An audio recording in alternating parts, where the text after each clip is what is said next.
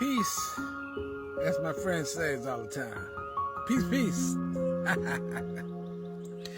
It's your boy Stone Thug, music artist Stone Thug.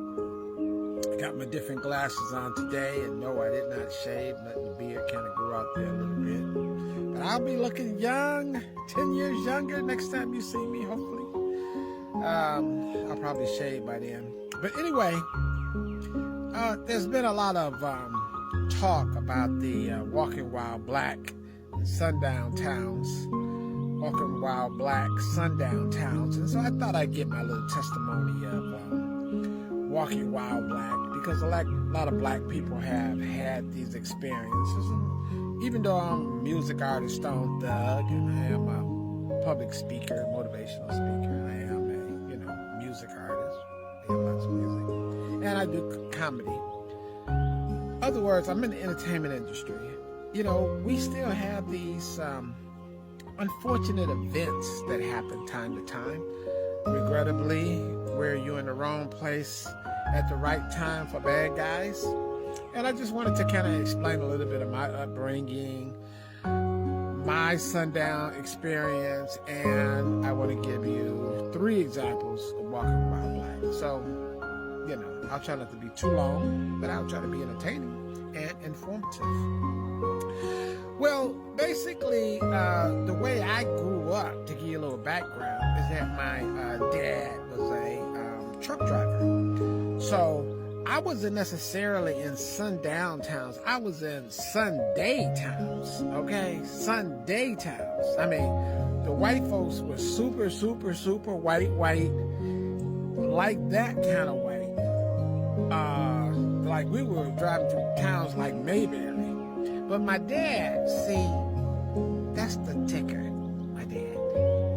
He was one of those crazy black guys, you might say, because he didn't give a damn about bad white people. He did not. He was fearless. I mean, his attitude was simple. I don't justify how my dad thought, but he was the kind of guy, well, I'm going to drive this truck. I'm going to be with my son. We're going to go through these towns, and we're going to have a good time with good people. But if some white mob, because it's never one white person, because racists are, they're cowards. There's always a bunch of them. That makes my dad even more scary. My dad was like a one-man, Superman, crazy man. And he would dream of the opportunity for a mob to come at him. Because my dad had every intention to wipe them all out. My dad, he wasn't interested in going to the police. He wasn't interested in going to the news. My dad was like Khalid Muhammad. And anybody know about him know what kind of guy he was, okay? He's like, kill as many as you can and then die. So my dad was like that. He really didn't care. So I never had no problems, and I never had no fear of sundown towns, because I was brought up to handle your business. And so they can say, or whoever can say whatever they wanted. That was not even an issue. I was scared for whoever approached us in a bad way. Like, my fear would be for them. Like, oh my God, oh, the poor man, his poor family. Oh, his dog, his cat, his goldfish. Oh, woe's me. We do not have Kunta Kinte up in this. Well, yeah, we had Kunta Kinte. We had Toby. We had Kunta Kinte. And my dad he was crazy in a good way, where he was about that protection of his family. So, anyway, that's the way I was brought up. That's the kind of guy he was. I didn't know what a white person was until I was like 5 years old. Found out one of my best friends was white. I didn't know he was white. He was the milkman.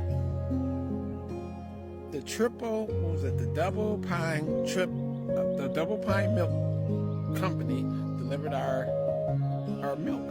And the guy, he must have been about, I don't know, 20 years old when I was 5. And he would come and speak to me. And when he delivered the milk, he was like the nicest man you ever wanted to meet. He was a white guy. I didn't know he was white. My best friend Timmy, white. But I didn't know what a white person was, because even though my family were no nonsense about, people bothering us in any kind of form or fashion, racial-wise, they were not trying to explain it to me at 5 years old what it was all about. They basically was live and let live until you didn't want to live anymore. But basically, so I didn't know what a white person was. I found out through one of my mother's friends. My mother's friend, she, one day they were talking about the Big Four, which was a group of 4 police officers that used to patrol the streets of Detroit. And there would be 4 of them. And she said it was 4 white guys, and they would go around beating up black guys who they thought were trying to, challenge them or be independent, I guess, or whatever. And I said, white guys. My mother's friend looked at me and told me, yeah, white guys. And my mother was standing right there. She was like, oh, here you go. I didn't know it was time for him to learn, but she was like, white. And I'm like, what's a white person? Because in my mind, I'm thinking white was, like the letters of the shirt, white. But,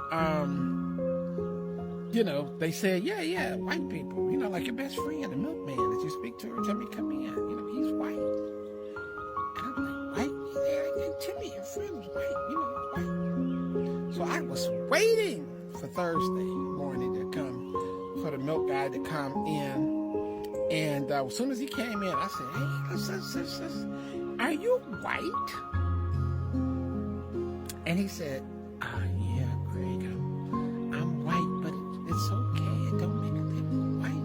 I said, you're not white. He said, yeah, I'm white. He showed me his arm. And he showed me the color difference, and they classified it as white. Just went over my head.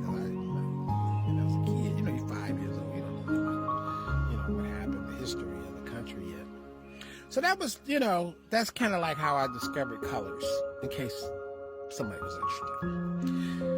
And when it came to dating, the first time I ever tried to date my dad out there in white, Sundown, Sunday, one of Mayberry little towns where we were the only black people, like miles around. I asked my dad one day, this was, I was a little older. I might have been around 9 years old, I guess, 8 or 9. I asked my dad, how do you talk to girls? What do you say to girls if you like a girl? And he said to me, now maybe he didn't intend for me to do what I did. Because we were in delivering lumber or something, because he was a truck driver. And we were out there, like I said, in super white field. This was like a suburbs of Michigan. And I can't explain the whiteness unless I just say, it was like Happy Days, the show that used to come on, Happy Days. It was something like that. It was white people, regular white people would have been scared of these white people, but they were just that kind of super conservative, super separated, they were like, they wasn't Mormons and they weren't Amish.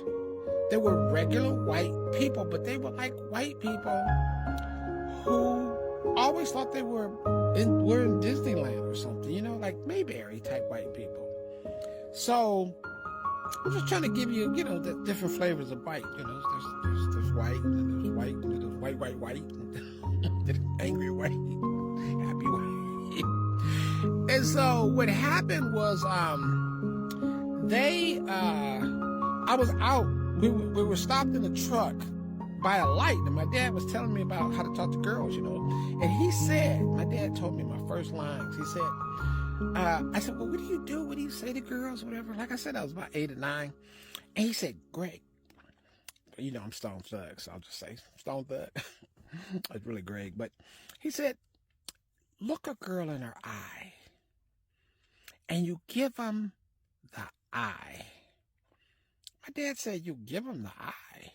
He said, yeah, just look at her and look at her in eyes. And you can give a girl the eye, and then you can tell if she likes you. That was my dad's advice. Give them the eye. So, you know, you 7, 8 years old, 9 years old, your dad talking, you take it literally, like, oh, okay. So we out there, stopped at, and white, you know, and we were on the corner with our lumber. In a sundown town, Sunday town. And my dad stopped the truck, and I saw a couple of little white girls standing on a corner in this neck of the woods. And I turned and looked, and I went,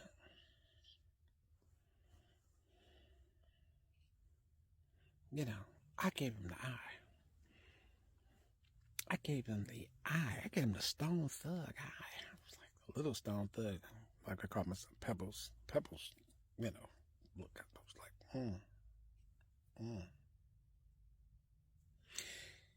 And this white girl noticed me in the truck looking at her. And she must have been twice my age. She had to be about 16 years old. And she went, and her little girlfriend who she was talking to turned and looked at what she was looking at, and she saw me in the car, and she went, And then a couple of friends of theirs saw us looking at each other, and they came into their little group, and all of a sudden it was 4 of them, and they started looking back.